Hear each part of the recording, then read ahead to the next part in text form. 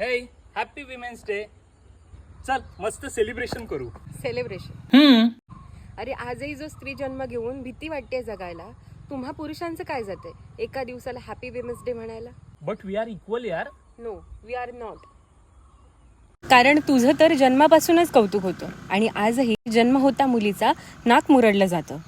असंच असेल ना तर जरी असेल मी वंशाचा दिवा, तू आहेस त्याची वाती. तुझ्या असण्यानेच बहरतात आयुष्यातली प्रत्येक नाती. आणि महिन्यातल्या त्या 4 दिवसांचं काय? पिरियड्स म्हटलं की ज्याला त्याला आमचा विटाळच होतो. अगदी मेडिकलवालाही सॅनिटरी पॅड्स कागदात गुंडाळून देतो. लहानपणी याविषयी शिकवलंच नाही ग कोणी. तेव्हा मासिक पाळीचा विषय जरी आला तरी विषय बदलण्याची वेळ यायची. टीव्ही बघताना सॅनिटरी पॅडची ऍडही बदलली जायची. तेव्हाच कशाला, आजही आमच्याबद्दलची समाजाची मते आमच्या कपड्यानुसारच बदलतात. अत्याचार झाले 1000 तरी प्रश्न स्त्रीवरच उठवले जातात. प्रत्येक जणच तसा नसतो यार.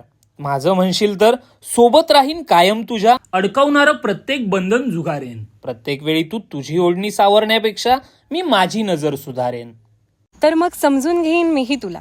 प्रत्येक वेळी विमेन्स कार्ड प्ले नाही करणार. माझं बाईपण मिरवताना तुझ्यातलं पुरुषपण देखील जपणार. तर मग उजाडेल एक अशीही पहाट जेव्हा तुझ्या अस्तित्वावरचं मळभही पुसलं जाईल. वर्षाचा प्रत्येक दिवस तेव्हा विमेन्स डे म्हणून साजरा होईल.